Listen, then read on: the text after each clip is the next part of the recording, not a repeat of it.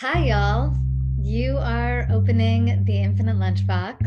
I'm Stephanie Lepp, and today I am joined by Ryan Nakade, who you might recognize from previous Infinite Lunchbox episodes that were actually cross posts of when I was a guest on his podcast, Growing Down. Today, he is co hosting Infinite Lunchbox with me. So, welcome, Ryan. Thank you so much, Stephanie, and I'm really sorry. I'm having some internet problems, so I just logged off for like 10 seconds. Oh, So well, hopefully I it was won't be doing the too much of a big talking, deal. so it's all good. I figured it'd work out. Yeah. So together we are going to give you a fresh take on various things: truth, conspiracies, and QAnon, race and racism, the relationship between consciousness and justice. That is probably plenty, but there may be more. Some small topics.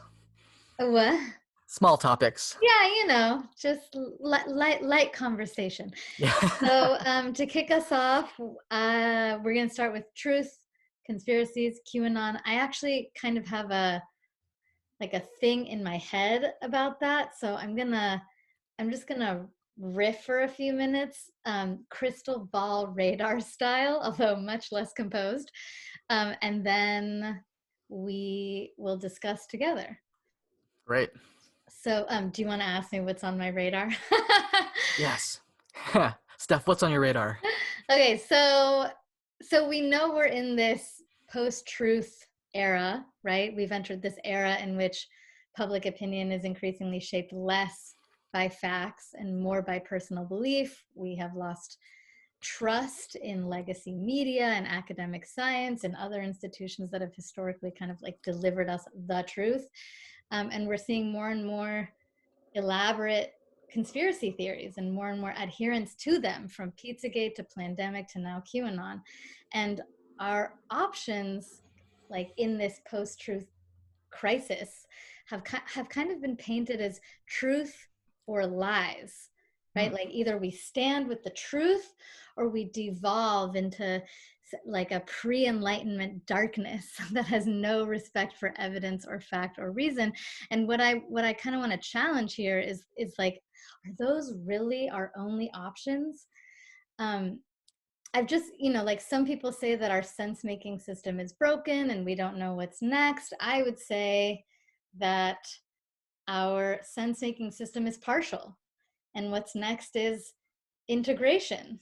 I would say that our post-truth crisis is actually urging us to do the work of integration. And so in that spirit, our post-truth crisis is in a way also an opportunity, aka a chrysotunity, for, I would say, epistemological evolution, for evolving how we know what we know. And more specifically, our post-truth crisis is a chrysotunity for evolving what I'm going to call, I'm just going to go out on a limb and call it an integral epistemology. Okay, so you're going to have to bear with me, Ryan.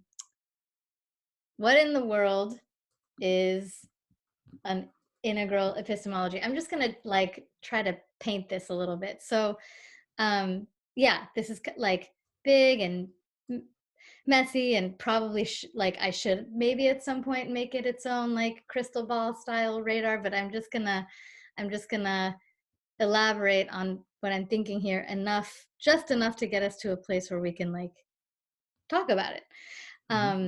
So here we go. Okay, so integral epistemology, what is that? So I would say first, that means expanding our ways of knowing, right? Like beyond scientific materialism to also include indigenous knowledge and other ways of knowing, beyond like expert knowers to also include the rest of us, lay people, like with post-normal science, citizen journalism, beyond only external sources of knowledge to also include the internal realms, our senses, our intuition, even prayer, like our relationship with the divine. So that would be one aspect of it, is just like expanding how we know what we know. Another aspect would be just expanding our notion of truth, so that instead of there only being like one capital T absolute truth, there can also be lowercase partial truths. And an example that comes to mind is vaccines. Like, we can't and should not claim the capital T truth that vaccines are always 100% safe, which is part of what got us into this mess, which is part of, what gets the anti-vaxxers riled up, I guess I could say. We can and should instead explain, like, more humbly, the lowercase t truth that their public health benefits of vaccines far outweigh their risks. So that would be kind of like a second element of, kind of like expanding our understanding of just the very notion of truth.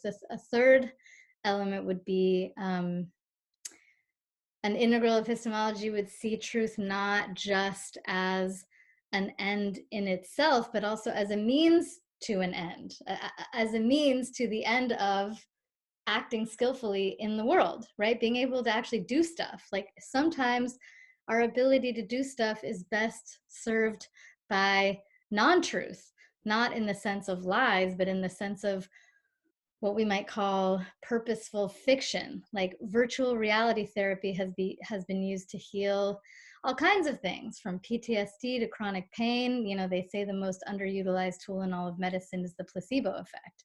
The effect of believing we're being treated, irrespective of whether that's actually true. And so, I would say part of what an integral epistemology means is just understanding that truth is not always or only an end in itself, but is also a means to other ends. And the last thing I'll say is, like, a final element of an integral epistemology wouldn't freak out when there is no truth, because it would be capable of holding uncertainty.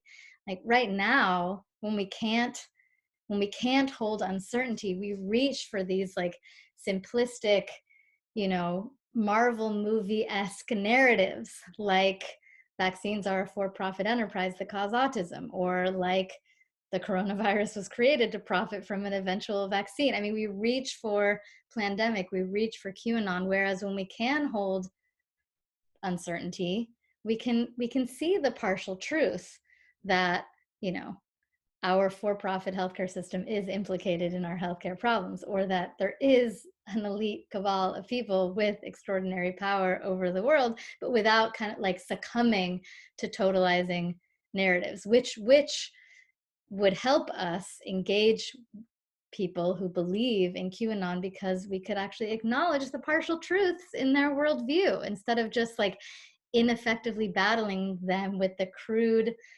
counter response. It's not capital T true. Anyway, I feel like there's so much I want to say about this, but just to wrap this up so that you can respond and we can talk about it. I'm not saying, there's no such thing as truth and we should just get rid of institutional sources of sense making and believe whatever we want and live in our own virtual realities, nor should we panic at what we might perceive to be the end of truth or the downfall of the Enlightenment. I think we're actually ready for the next enlightenment, and the next enlightenment, instead of rejecting superstition and spirituality for reason and truth, is able to integrate all of the above, hence, an integral epistemology. And it's precisely by being equipped with an integral epistemology, with an understanding that there are, many ways of knowing. Truth can be partial. Sometimes there is no truth. Sometimes truth isn't even what we need in order to achieve our goals. It's by being equipped with that kind of an epistemology that we're less vulnerable to claims that something isn't the capital T truth, because that's not what we're actually claiming under all circumstances anyway. And, it's by being equipped by this kind of an epistemology that I would say, and this might sound totally nuts, but that we could possibly redirect QAnon to like take action against child sex trafficking, if that's something that they really care about, or, take action against the concentration of wealth and power, or on the more, interior side of things to help re-imbue the world with superstition and spirituality and enchantment, right? Like, just imagine if the millions of QAnon followers were mobilized around child sex traffic, like actual child sex trafficking, the concentration of wealth and power, and like the re-enchantment of the world. And so I guess I would say, you know, our options are not truth or lies, but a narrow conception of truth and lies versus an integral conception of truth and what we might call purposeful fiction. So in conclusion, as they say, you know, a crisis is a terrible thing to waste. Epistemological evolution is not inevitable, but it is the opportunity before us. And so instead of like doubling down on capital T truth and trying to rewind to a post-truth era, or, you know, or along with like marching for science and putting up lawn signs that say science is real, I would encourage us to treat our post-truth crisis as a crisis-opportunity for evolving an integral epistemology. Over to you, Ryan. Well, dang, Steph, I don't know what to add to that. That was excellent. That was extremely thorough and really captured a lot of what I was planning to say. But just to pick up on a few salient threads, you had mentioned about kind of like rechanneling with QAnon, right? Rechanneling their motivations or interests towards dealing with actual real world problems like child human trafficking or whatever, right? So I've been thinking about this as moral jiu-jitsu, where some of their moral, for all of us, right? We all, like if you use Jonathan Haidt's moral foundations model, we all have different moral complexes or moral taste buds that fire off when we feel something is repulsive and immoral and repugnant. And I think those energies that are very strong, you know, in marshaling all of our rage and anger and action can be channeled towards something that may not really be a relevant issue or may not even be a real issue, or it can be channeled towards things that are genuinely problematic and that need to be crusaded against rightfully. And one of the things I was thinking about was how with different moral complexes, we can't necessarily change the content, right? But if we identify what the actual um, moral value is underneath it, you can find different ways of communicating different problems to still hit or light up that value. So one Totally. example would be if one of the, you know, I interviewed a QAnon Yeah. sympathizer on Yeah. Tuesday, and for 2 hours with my friend Damiano Ramazotti. It was a very enlightening experience, and I hope to do more of these interviews. Cool. But I feel like a moral impulse that's very much activated for people of a more conservative bent or people of a more religious background is Jonathan Haidt's purity, sanctity, moral taste bud, right? So, Uh-huh. so I think for a lot of people on the left, while we still have that impulse to care about purity and sanctity and to get upset when we think of something as being impure, defiled, or corrupt, it's not as conscious for us. Whereas for them, Totally. it's very much a core part of their worldview and identity.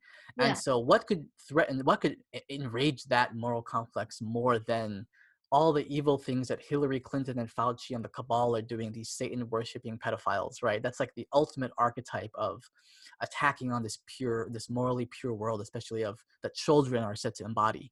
Uh-huh. And I'm like, well, okay. And there are a lot of ways that we can think about the impurity and corruption of money and power in politics, right? If we take that and have a more progressive translation or Right. jujitsu of that.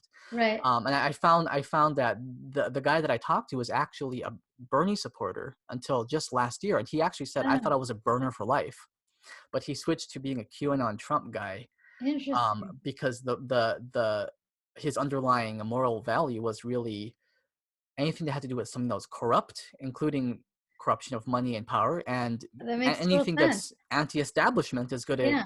hit on that, right? That's very So consistent. yeah, so I think Yeah. I think the moral jujitsu, right, as we frame these issues and communicate these issues to people that we totally disagree with, it can be helpful to see what do they really care about, and then offer them. I'll just give one more example that I was thinking about that could be Yeah. kind of fun. So the whole mask controversy. I saw an article where um, apparently people wearing masks is like messing up facial recognition algorithms Huh. and disrupting, cameras and security for people to recognize people. And it's like, Yeah. well, what a patriotic, heroic conspiratorial thing to do. Everyone wear a mask and screw up all of the, Yeah. and so there are different ways you can play with it and frame it. Like, don't wear a mask because of the ridiculous pandemic, but Right. wear a No, mask you're protecting yourself from the surveillance state. exactly, Yeah. right, yeah. Yeah. Huh.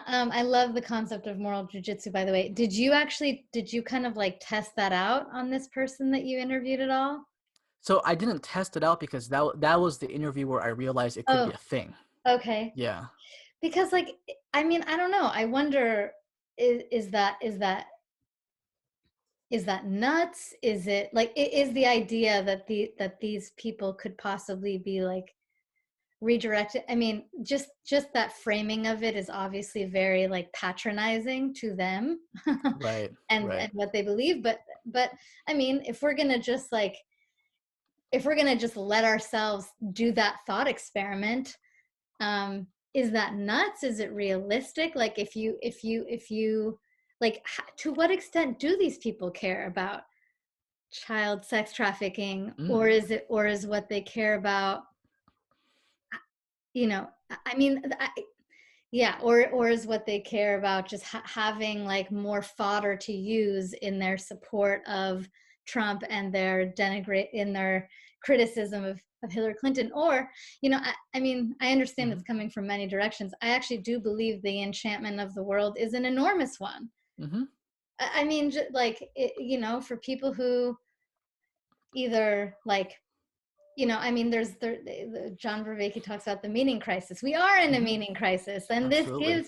this gives the world and people's lives meaning. I mean, you get to be part of this like massively multiplayer alternate reality game thing, like where you're like finding. I mean, of course, it gives your life meaning. It gives the world meaning. So, um, yeah, I don't. Yeah. Yeah, I mean, I guess the big question is it nuts to think that energy, which there's so much of, and there's actually a lot of like skill in there. They're like basically doing like, in a way, kind of like hardcore investigative journal, like Hmm. self-organized. I mean, it's kind of amazing but is it nuts to think that can be redirected? Is it naive? Is it realistic? Like how could that Hmm. actually happen? Um, Yeah. I mean, this is really Damiano's passion, right? But I think there are several ways we can think about approaching this. And one thing I always found interesting is that a lot of conspiracy theorists, they all believe generally the same things, even though those things may have no obvious connection to each other, right? um why does not I mean, the pandemic is an obvious example of something that a lot of conspiracy theorists have very strong opinions about it not being real, or the pandemic, or what have you. But they, before that, they all believed certain things, and then before that they all believed, whatever, about 9/11, and going all the way back. So I have a theory that civilization is just going to have conspiratorially minded people who mm, don't trust mainstream establishment opinions on things, and they're going to dig into alternative perspectives or truths, and that's just what they're going to do. And now that we have the internet, and we have these internet, mimetic tribes who tend to believe the same thing, that conspiratorial impulse just meets certain types of content that becomes mixed together. And I think mm, what's hard, and my attempt to really steel man the conspirators, because I'm not totally against them, as you're saying, right, is that yeah, a lot of what they say is at least partially true. I mean, being totally, skeptical about what the totally, CIA has done in the totally, past, it's like they've done horrible things that have been super right. conspiratorial, right? And so there's always one, like, a gateway moment, and that gateway conspiracy, I always, like, personally, I'm always like, yeah, that's kind of a legit point. Now, I wouldn't go and believe all these other crazy things, Right. but that gateway moment, like, the U.S. government has to take some responsibility and not try Which to is deceive why we people. have to acknowledge their partial truth and not just say it's not true, because that's actually dishonest and it's ineffective. Right, Uh, right. yeah. And that's also why I've started qualifying, conspiracy. I don't just say like Alex Jones is a conspiracy theorist. Either I say he's a propagandist, or he's a hateful or he's like a lying conspiracy theorist, because conspiracy theories they're just conspiracy theories. They're neither like inherently true or not true. So that's, I think, also gotten those of us who care about truth and misinformation, just like into trouble, because we're not like, there are plenty of conspiracy theories that have turned out to be true, and those are actually the ones that got Alex Jones into conspiracy theorizing. Like initially Right. he was interested in Bohemian Grove and Northwood, like totally legitimate conspiracy theories. So yeah, I think we need to start qualifying a little bit. And don't draw the line at, is it a conspiracy theory or not? Draw the line at, is it true or not? Or is it like, is it partially true or not? Like what is the partial truth in there? And what is the purpose of it? What is it That trying to achieve? that is the real important part. So my biggest aha moment in the interview I did on Tuesday was at the very end, and I asked the guy, "How has your life been made better since joining QAnon?" Yeah, it's a great And he said question. it energized my faith. Like it Totally. gave me it gives you purpose. It really is. Like Yeah. I think as you said, we need to stop looking at epistemology as something completely divorced from the meaning crisis and meaning, purpose, enchantment of the universe, spirituality. And that sense of anomie and alienation and disenchantment cuts so deep for so many people.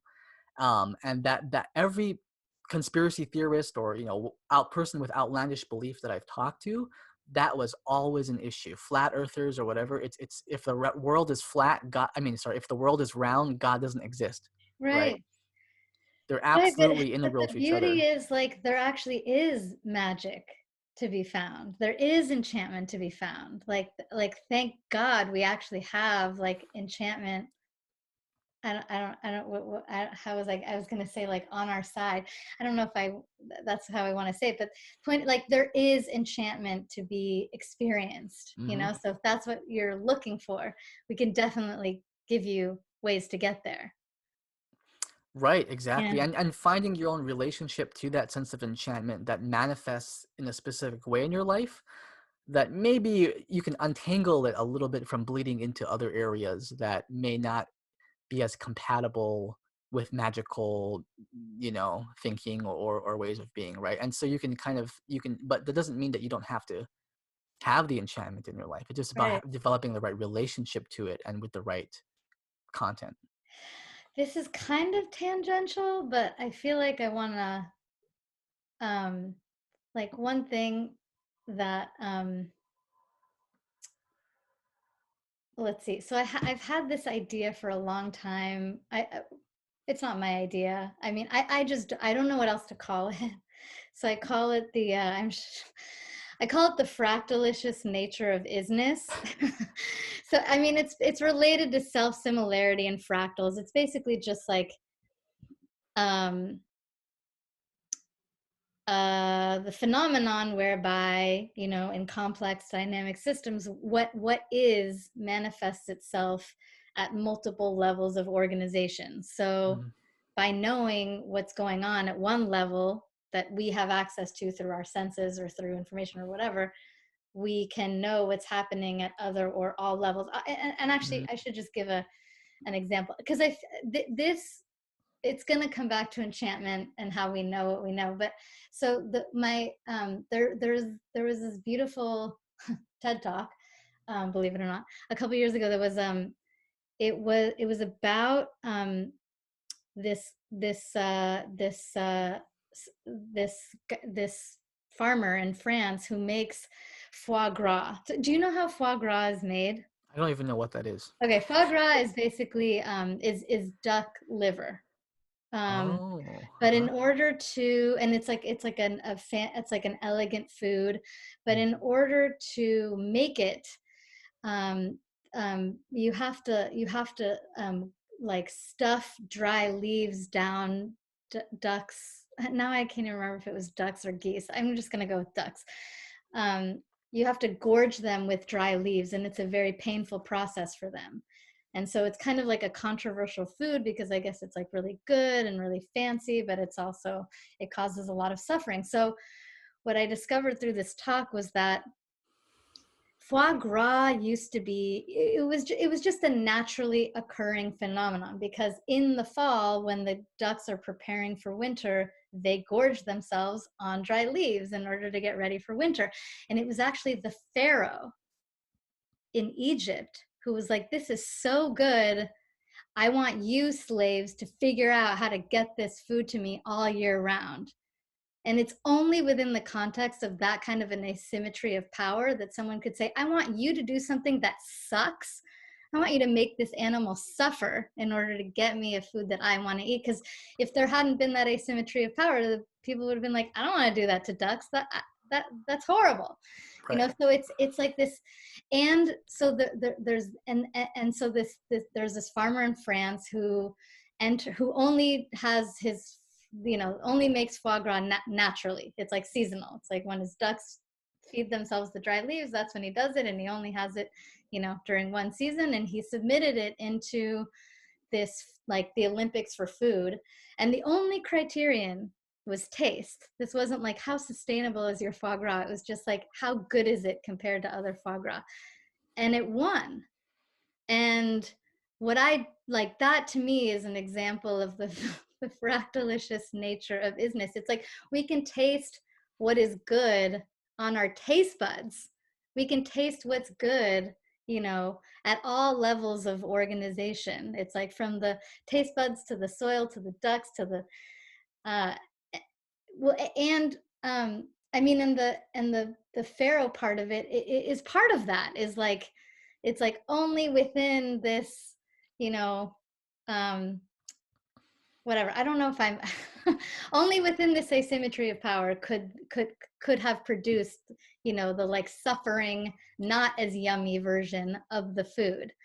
And where I'm going with this, I don't totally know. I mean, it's like, I guess where I'm going with it is we don't necessarily need, we don't always necessarily need um, I don't know, like the kind of information that we think we need in Hmm. order to, like, we might not all need to believe in or get on board with climate science in order to get on board with climate action. Hmm. Because climate action, like the need for climate action, like the need to do certain things, manifests itself not just in the climate, like not just, which for most people, climate science is a total leap of faith. Like they can't even understand, I don't understand climate science. So I don't, there's like something elitist about like requiring people to know things in a certain way, or like demanding that we know things in a certain way that we can't possibly know, when we can actually know them in other ways that help us achieve the goal we're trying to achieve with that knowledge in the first place. Absolutely. um and that like starting to like, I don't know, use whether, you know, the fractalicious nature of isness, or like the fact that we can know about the world in other more like enchanting or superstitious or spiritual ways, um is yeah, I think is like, yeah, I think is whatever, part of this. No, absolutely. I think you said that. I got the gist of what you're saying, you know, and it makes me think about some of the flat earth guys, and there are YouTube videos that explain this really well, where their whole thing is they don't trust abstraction. They don't trust elaborate mathematical algorithms that explain how, like pointing to this very elaborate algorithm, just trusting a scientist who ostensibly knows that and says, this is a proof that the earth is round or that gravity exists or whatever. These guys want direct sensory empirical confirmation Yeah, of what they believe to be true. And I've noticed I have two ways of thinking about this. So one is that modernity and science, right? The kind of the sine qua non of it was the capacity for rational abstraction, you know, this kind of Newtonian mechanical clockwork way of thinking that I think people have gotten subconsciously or even very consciously burned out with, fed up with, distrustful of, right? And so we need to reconnect with something more tactile, more tangible. And that relates to wanting to have more participation, as you said, going back Yeah. to post-normal science, right? Yeah. In our collective sense-making systems and structures that determine what is true or inaccurate and what is not. And so the question is, how can we as a society build systems and institutions that incorporate this innate capacity that we have to participate in that, in the very important thing that by the virtue of the internet existing has really created this alternate reality of, or at least the illusion of, more participation Right. without actually having direct power or of Right. influence. And so how can we include people and have them participate, feel satisfied in that area, but also at the same time balance the top down versus bottom up, where if people really are saying crazy things, we want to have some way of moderating that. It's not like total Right. free for all, right? Right. But just the act of getting people to participate in the new, whether it's through different kind of educational projects, citizen science, whatever it is, I think that's Yeah. a big step towards collectively finding new ways to build trust as a community and to value people's input that we already feel like we have a lot of in an illusory way through the internet. Right. Well, and that's actually part of what I find so valuable about post-normal science as a framework, is that it doesn't say everyone participate under all circumstances. It actually says under circumstances of high stakes and or high uncertainty. The unfortunate thing, right? Because like under circumstances of low stakes, like we're okay with trusting like just smaller groups of scientists to do their peer-reviewed thing. The problem kind of is that like it's high stakes and or high uncertainty, and right now it just feels like the Hmm. stakes are high on everything. It's like every single thing is like politically contested. So but you know, if that means that therefore we all just need to participate more often in producing the you know the knowledge that we consume and that drives us, like that sounds like a worthwhile thing to have to go through for a second, you know, and like to humble scientists for a second and to you know to learn how. I mean, you use the word trust, and that's exactly what it's about. It's like we have to shift from trust me because I'm Walter Cronkite to, or trust me because I'm a Harvard scientist or whatever, to trust me because I'm like actually reflecting your experience of reality and Hmm. helping you navigate it in a way that serves you in your life, you know? So, um, Absolutely. I yeah. called it, another word I made up was epistemic populism.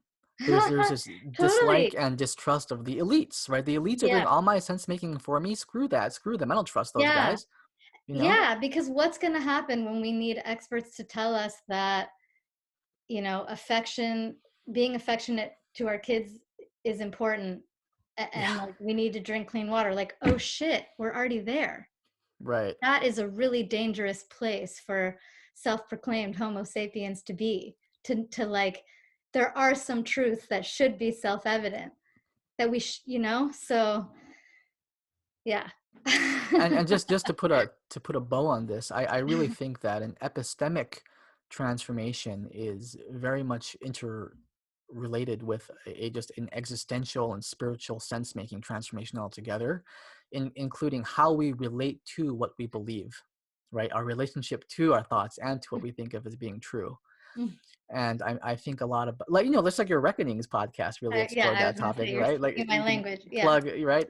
Um, and the thing about the conspiracy theorists that always made me, that triggered my reflective desire to just dismiss them, was not even necessarily the content of what they said. It wasn't the what, it was how they went about saying it. It was always a dogmatic proclamation of truth in a very fundamentalistic doctrinaire way Yeah. of, well, because this is not the mainstream opinion, because those guys are all corrupt and evil, therefore this alternative opinion is correct. And there wasn't any wiggle room. So I think, I have a friend who's a mediator, and she says, don't use the word truth or fact Mm, in a mediation context, but also just maybe in general. She said, use the word data and say, according to the data that I've seen, this is what I've determined. So mm. it already kind of presupposes a level of meta awareness that I've Yeah, seen data. I have epistemic right, meta awareness, right? I'm aware of how I came to this conclusion, and I have the appropriate amount of confidence in the belief given the amount of data that I have, right. right? Which Like I is was, another way to qualify conspiracy theory, is your relationship to it, mm-hmm. right? Are you a conspiracy theorist that is, that has the appropriate level of doubt? Or are you like pushing your theories as if they are dogma? Right. Yeah. I mean, that it's just, it can be as simple as that. That just kind of like pulls back the curtain on what your actual is. Your goal to make people believe these theories, or is your goal to pursue what is actually going on? Exactly. Yeah. Exactly. Cool. Well, I feel ready to, I mean, obviously we can go in many other directions here, but I also wanna ask you what's move on to the light topic of race and racism. So I want to ask you, Ryan, what's on your radar? Oh my gosh. Where to begin? Where to begin with this topic? You know, this is a topic that has become very near and dear to my heart. Not necessarily because it's my number one thing I'm most passionate about, but I just see such a need for some integral way to talk about race and go about the racial thing, And I know so many people I live in Portland, right? There are so many like closet, like I joke about it, I call it the silent majority of healthy green. Like there's so many people who are really sincere people who are committed social justice activists and care a lot about race. I have friends who are mediators who are really masterful at dealing with racial tension and creating environments and holding space for healing and reconciliation and this magical work, right? But a lot of them are kind of closeted, and unfortunately, their voices are drowned out by the more radical or crazy left or whatever. And so that's what a lot of people focus on and fixate on, the mean green meme or whatever you want to call it. And I always feel really sad that my some of my great friends who are doing wonderful work in this area don't have a spotlight. Um, Especially like on Twitter and stuff too, right? And so my whole thing is I think talking about race can go of either two directions, right? It can be a downward portal or wormhole to more tribalism, divisiveness, and identitarian ossification. Or what I'm trying to do is to say it doesn't have to be, right? How you talk about it is very important. How we go about as a community discussing these issues and relating to each other is very important. And it can instead be an upward portal to being able to take more perspectives, being more empathetic, having a more complex systems entangled view of self and reality, having a kind of sociological shadow work that we can do together that not only is about cleaning up cobwebs of our personal biographical psychology, but also the liminal space where the individual intersects with the social whole. There are so many different ways we can go about talking about this in a way that's far more inspiring and far more catalyzing towards higher states of complexity and development. Yeah. And it need not be a downward spiral all the time. And so I push back when people are like we should just cancel the whole topic, because I'm like, no, like let's really lean into it and talk about it from a much higher perspective. And so what I'm trying to do now is I'm trying to put together different like workshops and stuff for us to cohere and talk about race in a way that is conducive to activating integral consciousness. And I can get into some of the specific ideas, but I'll just leave it there and see what's coming up for you. Sure. Yeah. Sure. I go into the specific ideas. Yeah. Sure. Yeah. I mean, I think that what I've been saying is a lot of like postmodernism or like race and stuff. I had a wonderful talk with Brent Cooper about this a few nights ago, and what he was saying that this really stuck with me is that all issues regarding any kind of racial conflict, let's say Black Lives Matter and what they're trying to do, all issues regarding race are ultimately paradoxical, because race, as understood by a lot of scientists as a social construct, Right. is ultimately something that is a very it's much more ethereal than I think we make it out to be. The biological differences between different races are so small, it's not Right. really a meaningful like category or Right. signifier.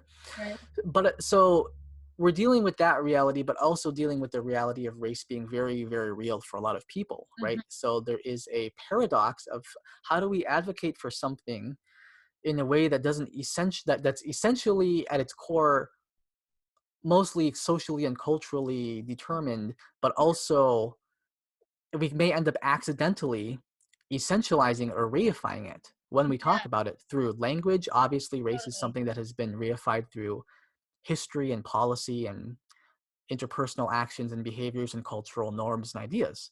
And so we have to have a bigger picture view where we can hold that paradox more delicately and Yeah. not collapse into one side of it, and then it becomes a contradiction, right? You collapse the Yeah. paradox into a contradiction, you can end up essentializing racial categories and Right. end up have it become tribalism and divisiveness. And so what I've been saying is using Cornell West's framework from Race Matters, which in some ways I think of is a kind of an integral developmental framework of race, where there are three archetypes. He was talking about black leaderships or black leaders and black leadership, but I think it can be applied to anyone, right? So one example would be, sorry, my mom is calling me. That's okay. I'm actually getting, Remind I just me. want to. So basically what he said was the first level is the race effacing business guy, usually conservative, who doesn't want to do anything with race. Mm, The second level is what he calls the race embracing rebel, mm, where where they identify with racial identity very strongly, and obvious example would be Black Lives Matter. The third level is the race transcending prophet, where you go where my Gebserian spin on it is your experience, your racialized experience is rendered diaphanous. You can see through it, mhm. and it's no longer the center of your identity. And David Hartful has done some wonderful work in this regard using the Negresance developmental model. Right. And so my whole thing is, let's not get stuck in level 2 forever, right? Right. Level 2 can be important, and there are conditions where we might want to have strategic essentialism or whatever to try and push back against very oppressive power forces, but we don't have to get stuck there forever. We have to move beyond that at some point too, and make room for other personal identities and other perspectives, and not have that your racial identity take up the entire center of your personal universe. Yeah.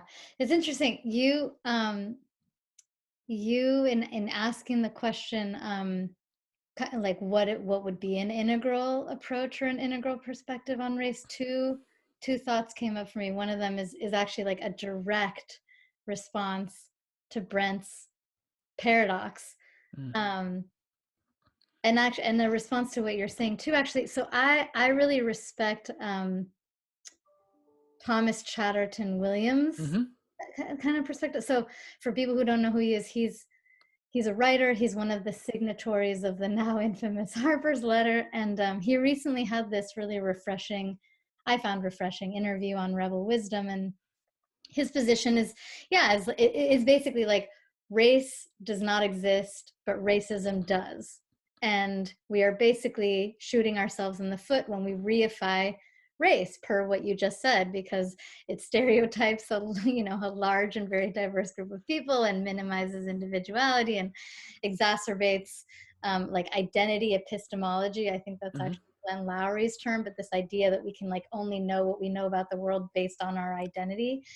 And the beauty of integral is that we don't actually have to choose. Like, we don't have to choose between believing race is real or believing race is not real. Like, we can actually ask, under what circumstances is it helpful to treat race as real, like for purposes of affirmative action, versus to inhabit the notion that there's no such thing as race, like for purposes of like feeling into our broader shared humanity. And so I think we can be like less empirical about it, like is race real or not, and really Mm-hmm. just more strategic about how we use the notion of race in order to help us address racism.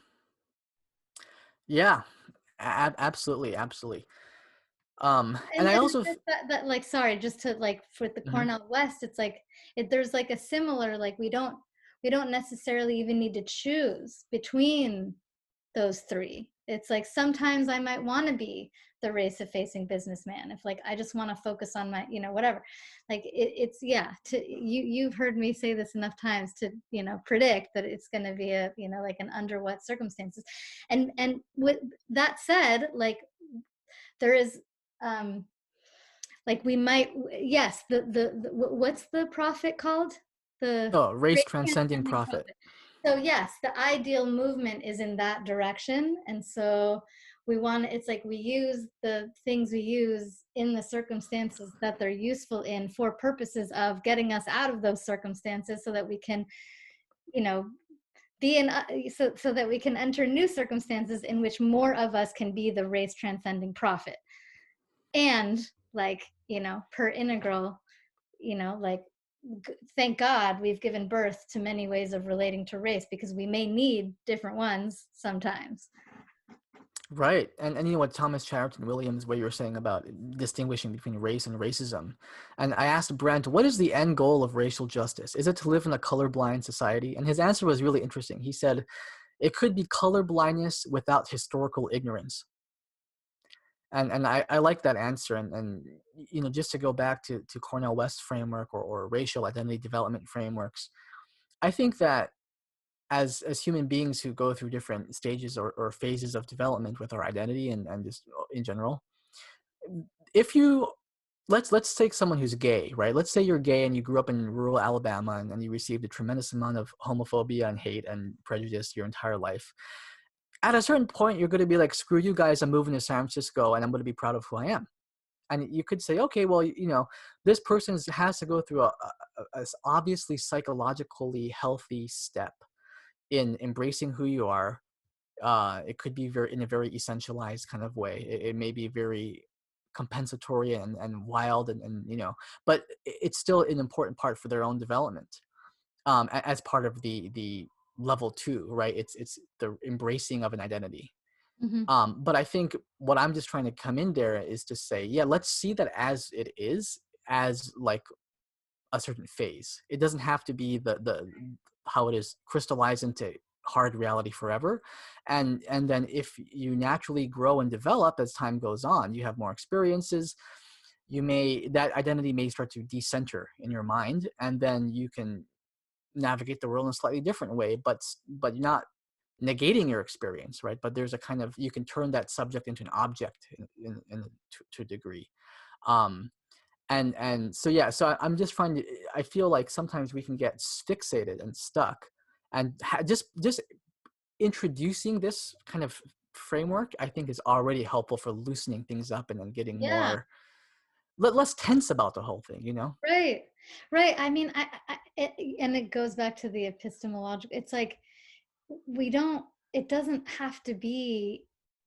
It doesn't. Yeah, it doesn't have to be like, is it true? That's why I'm saying like less empirical, more strategic. It's just like, how can the concept serve us, or like which way of understanding the concept can serve us right now for whatever it is we want to do right now. Right, exactly.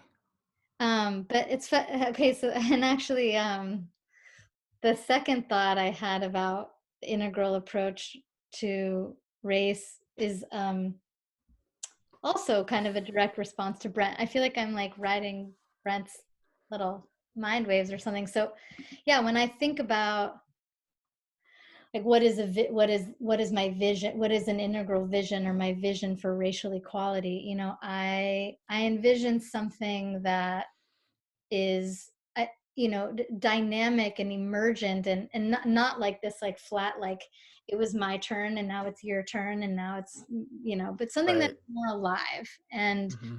um my sense is that, and this is actually similar to when we talked about gender equality, us and Matt and Hmm. Brent a few weeks back. I mean, it's like, I guess the way I feel about it, it's the same way, is that because of historic inequities, equality may, like racial equality, may have to start in this like flat, imposed, somewhat contrived place of like affirmative action. Like it might have to start in a place that feels unenlightened or unalive in order to become more enlightened and alive. Like me, affirmative action might feel very contrived as we compensate for centuries of racism, sexism, other forms of discrimination. But as those policies do their work, we can move towards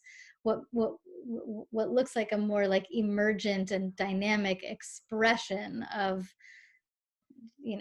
racial equality or gender equality. And so I guess like posed as if I were to pose this as a question, as unenlightened as I don't know if that's the right word, but let's just go with that, as unenlightened or undynamic as affirmative action might, as contrived as affirmative action might seem, what if it is a necessary stepping stone en route to not needing it anymore? Right? And if that's the case, then let's just be explicit about that. Like, hey y'all, we're gonna do this like contrived version of this thing that we all want to be more dynamic and not contrived in order to not have to be contrived about it anymore. Yeah, absolutely. That makes sense. Yeah, yeah. And I think just as an aside, I think that there are different ways we can play with the framing of forced diversity or affirmative action or whatever, right? And I recently have been reading a book called The Diversity Bonus, and it's probably the best book on the subject I've ever read, the most integral book on the subject. And basically the thesis of the author is that he's trying to develop a real, like, the world's first meta science of diversity, breaking down all the ways that diversity can be beneficial and for what topics and what kinds of diversity for what. What kinds of diversity? Thank you. Right. So, and it's brilliant because he's like, it's not just, and also how you manage the diverse team. It's not just diversity equal good, right? Right. And so he really breaks it down. Like, okay, if you want better product development or marketing for your company, then this kind of diversity might be helpful. Totally. Thank you. I'm so right? grateful for that. And he has a whole science with spreadsheets and everything. It's an amazing book. And what he says at the beginning of the book is that he doesn't argue for it in the social justice framework. He just says it's pragmatic to make your company better, right? Totally. It's not trying to compensate for historical injustices. This is just ways that your company can get a bonus, or your college, right, can become better in these ways. Well, I think those are two different things, though, and I think they're both important. I actually, well, because I care about justice, I would say, like, I am both interested in like justice-oriented diversity and in like strategic diversity, but we usually we do confuse them. We do conflate them in a way that I think is unhelpful. Like, why should gender or racial diversity be helpful within the context of what were you saying, product design or product development? Like, it may not be. There's the kind of diversity that would be relevant there is people who have a diversity of backgrounds in product design, or like the thing that's actually relevant to the thing you're trying to do. And I really appreciate where this person is coming from, because I think we do ourselves a disservice when we conflate, because those are like two different things. The like addressing of historical injustice and wanting to like include more people for the sake of including them because that's really important and they've been excluded historically, and then just the like strategic diversity of what are we trying to achieve here, and therefore like what kinds of a diversity of people would help us achieve that goal better, Right, but I would also say that there are two separate things, but they also overlap like a Venn diagram. And what he was saying too is that there are a lot of people out there. I mean, it's true. There are a lot of people out there who think that, affirmative action and so forth is reverse racism, and that framing is not going to move the needle for them with diversity. So the practical framing, and thinking about it as a science, right? It's in some ways it's more like orange. Yeah. And that also can get you some, move the needle on the social justice part But too. for me, it's also like, if it's not practical, I just want to come out and say it and say, this isn't to make your company better. This isn't to help you make more money. This is morally or like ethically the right thing to do. And just like be honest about that. but as far as like the typologizing of diversity, like it just reminds me of the way, like how, you know, in the past we've like typologized.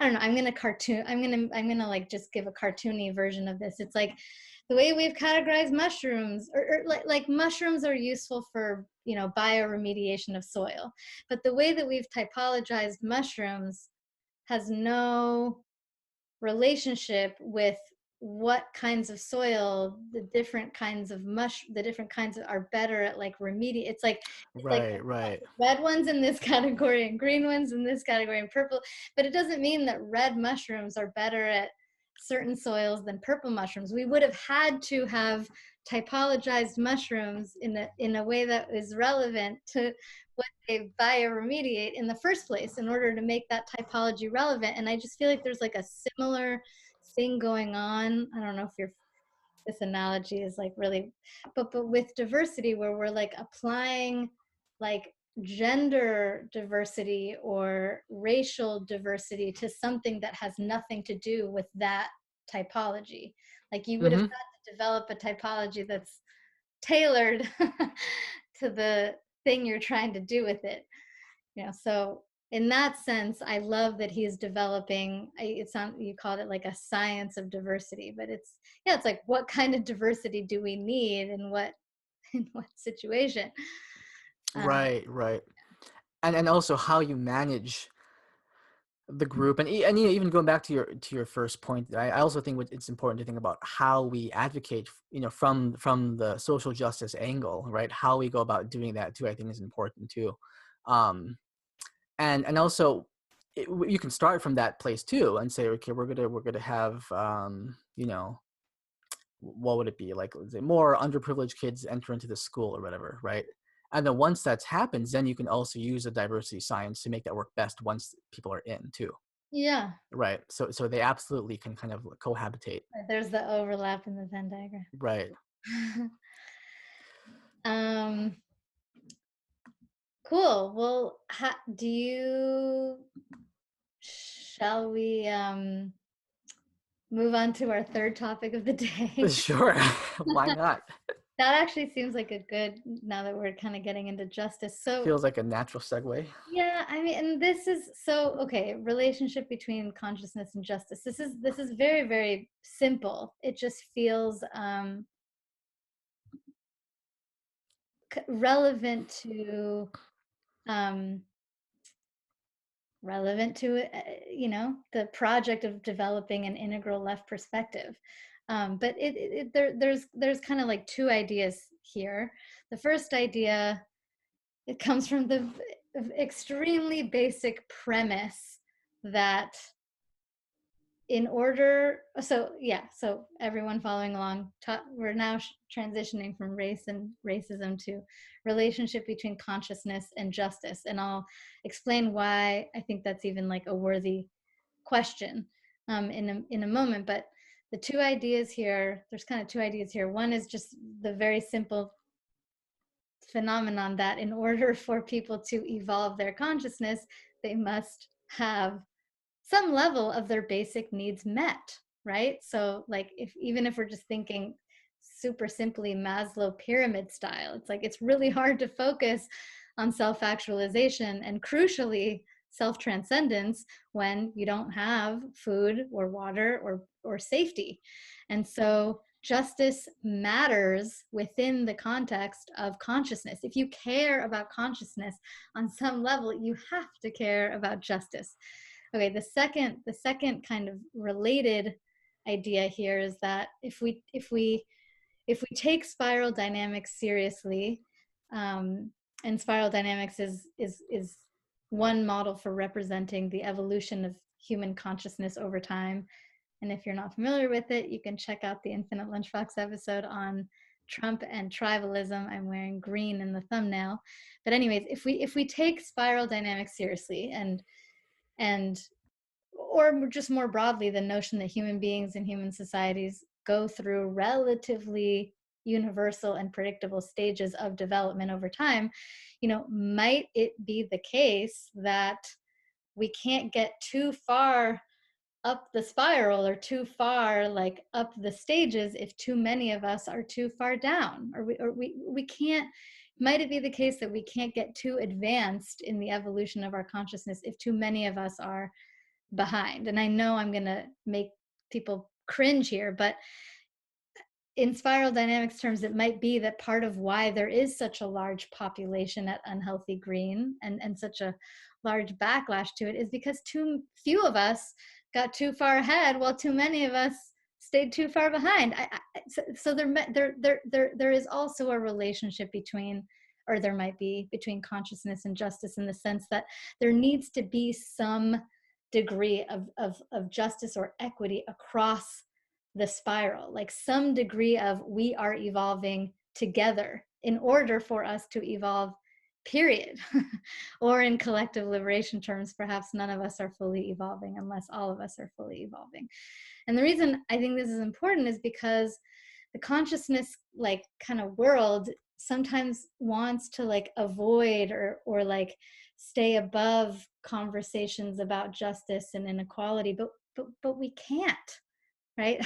Again, if we care about not just our own individual consciousness, but if we care about human consciousness, we I do think we have to care about justice. And so there's kind of a similar move here as, I know Zach Stein and Joe Corbett have made these kind like critiques of the integral community's relationship with capitalism. Like, they've made the case that you can't be on some level, I don't know if they would say it in this way, but on some level you can't be truly committed to integral without confronting capitalism. And I'm saying you can't be truly committed to the evolution of human consciousness without confronting justice. And this is particularly, I like, relevant to us, because I think it clarifies some of the resonance between integral and left. Like, if consciousness and justice in some way kind of go hand in hand, that sounds pretty integral left to me, and does that mean you can't be integral right? Does that mean you can't be integral libertarian? Like, not necessarily, but it does mean that if you're going to be integral in the sense of wanting to support the evolution of human consciousness, I think you are going to have to, like, embrace what I see as like a left value of justice. Yeah, well said, well said. And Wilbur talks about this a little bit too, when he talks about different centers of gravities of certain cultures, and that exerts a gravitational pull on the whole consciousness field, the whole spiral in that community. Right, like And the leading so, edge. sorry, go ahead. Like the leading edge. Right. And so there are always anomaly individuals that pop out too, but if a large amount of people are lagging behind due to unjust material conditions or whatever, then that exerts a gravitational pull that could mess up the coherence of the whole, right? Huh. So I think there are different ways we can think about it too, and something that Corey DeVos has talked about. He always goes back to this whenever he's talking on integral life, about it was like socializing the bottom of Maslow's hierarchy or something, and then raising the floor with socialism and raising the ceiling with capitalism, or Huh. or whatever, private enterprise or whatever. And so I think, yeah, and I think it's we need. I would be really interested to see more data, like on UBI studies and so forth, and just seeing, like, there are different reports, and Zach Stein gets into the whole measurement issue, and there are reports of, like, people were happier, people were healthier or whatever, people were mentally healthier, and seeing how these taking care of basic needs does have a transformative effect. And I think a lot about how I would communicate that to more secular, to non-integral people, right? How can I communicate that part of it, which Yang, I think, was kind of trying to get at with UBI, but yeah, there's definitely a Oh, like intimate relationship. what are the implications, like the consciousness, or at least the, like, interior realm implications of, is that? Yeah, because I Yeah. can't come out in public and say, yeah, like, we've moved to stage center, on the spiral, and use really technical jargon. Although, who knows if Bhutan has a, gross national happiness, it's like gross national consciousness. Yeah, exactly. um, yeah, I guess, yeah, it's, I guess that it seems like somewhat straightforward to me in a way that, again, like the consciousness world sometimes like doesn't seem to engage. Mm-hmm. Mm-hmm. And just to kind of throw a monkey wrench in for fun, um, maybe I will be Sagar and Jetty on this show. But I mean, you can, from a libertarian perspective, we can also think about when welfare programs or government action can also retard the evolution of consciousness in its own kind of weird unintended side effect kind of a way, and really making these programs really informed and smart, so they might not have that effect. Right. I mean, well, justice doesn't, like, caring about justice doesn't imply a particular policy or strategy for it, um, because of course, I mean, um, yeah, I mean, my perennial question of under what circumstances, and certainly welfare not under all circumstances. Mm-hmm. And I would even argue, like, the purpose of it is to not have to use it anymore, ideally. Mm-hmm.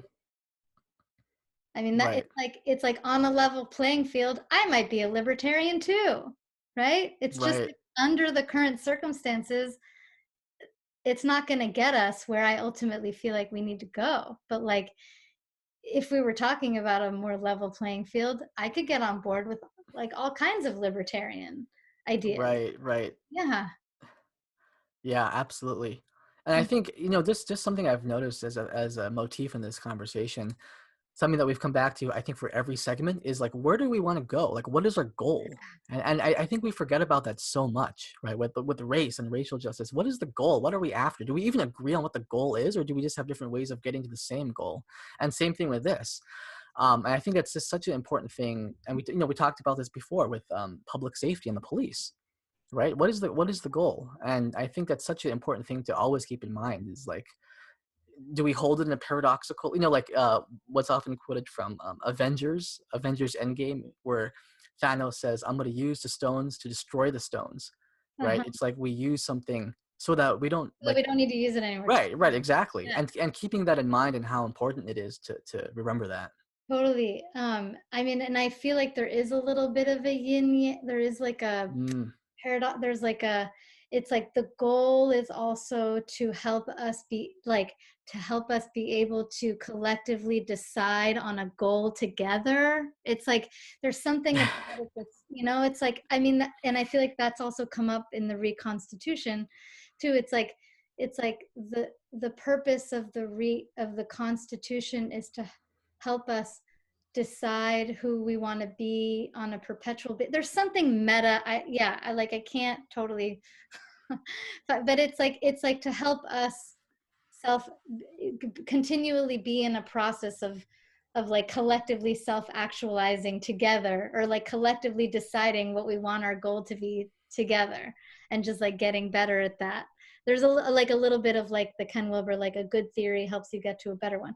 But um like a good goal helps you be able to, like collectively agree on the goal better every time, or something like that.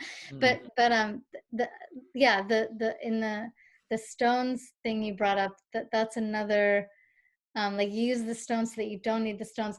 That's another, it's like the strategy you use. This is kind of like, let's say coming from the leadership matrix. Like part of the brilliance to me of that is that you use a strategy. There's positive feedback between the strategy you use and the circumstance you're in. So mm-hmm. you use the strategy in the circumstance you're in to get yourself out of that circumstance and into a different circumstance in which you can use a different strategy that you like better. It's not just like, oh, we just use the thing that works in this context, and this context happens to be whatever, so we need a hammer. It's like, but maybe we don't like the hammer as much, and we're actually using the hammer in order to not have to use the hammer anymore. I mean, it's just worth, I don't know if the right words are context and strategy, but it's, I mean, in the sense that like there's positive feedback, or we're co-evolving is like the more simple way to say it, so. Right. And I think the theme is holding paradox, holding ambiguity in a very flex flow, processual, organically evolving way, right? Sounds very Where second tier. yeah, I'm trying my best here. No, I'm kidding. All the buzzwords all at once. And just I think what always keeps on coming back to me when I think about the kind of meta crisis that we're in on a cultural level, on a civic level, and on a personal level, right, is just getting stuck. Like there's just a sense of like we get so stuck in our own perspectives, right, in our own tribes, in our own ideas, and in our own worlds, and in our and there's and even the system, like the lower right quadrant, objective outer world. People have this sense that the whole political system and economic too has just become so constipated, and there's such an impotency, and there's a beautiful variety talks about impotency, and the feeling of impotency is what gives birth to fascism. And one of the characteristics of fascism is action for action's sake, as one scholar of fascism said, right? And so it's just no matter how reckless it is, just do something, anything just to shake it up, right? And I think we just need to see this more. The chi needs to flow better through America and through the world. And I think it starts with how we hold these things in mind and our relationship to these things, right? And remembering the goals allows us to see that whatever we're advocating for is kind of impermanent. Mm-hmm. Right, it's not essentialized, it's not permanent, it's not become an end in itself. Yeah, it's provisional. Yeah, and that's the like a good theory helps you get to a better one. Yeah, exactly. There's a process. Where are we going now? Well, that seems like a very lovely place to end. I'm Stephanie Lepp, and today I was joined by Ryan Nakade. And if you enjoyed this more conversational format, let me know, because I can get way more episodes out way faster if I do them this way. And I also think it's actually really fun to do it this way. So, and if you enjoy the Infinite Lunchbox, please support the work by going to patreon.com/StephLepp. Thank you, Ryan. Thank you. This was awesome. Yeah. I hope we do this again.